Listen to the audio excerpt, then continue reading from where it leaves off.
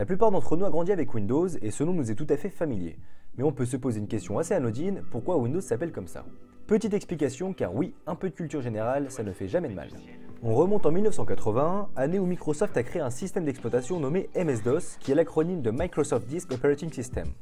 Ce système d'exploitation a été créé dans un premier temps pour l'IBM PC, puis pour l'ensemble des PC. Alors on est encore bien loin des systèmes d'exploitation actuels. Celui-là était monotâche, mono-utilisateur et était doté d'une interface en ligne de commande. Aucune interface graphique donc. Le système d'exploitation était très efficace, mais n'était pas du tout accessible par le grand public puisqu'il fallait avoir une très bonne connaissance des commandes pour l'utiliser.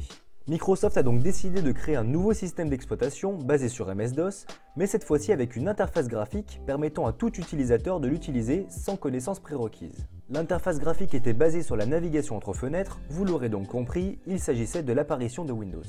Le projet s'appelait initialement Interface Manager, mais le directeur marketing de Microsoft a décidé de changer le nom en Windows, ou fenêtre en français, pour qu'il soit plus attractif et compréhensible par le grand public.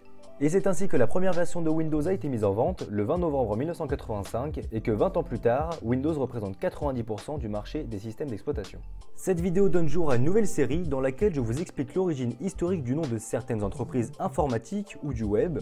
Dites-moi ce que vous en pensez. Sur ce, ciao!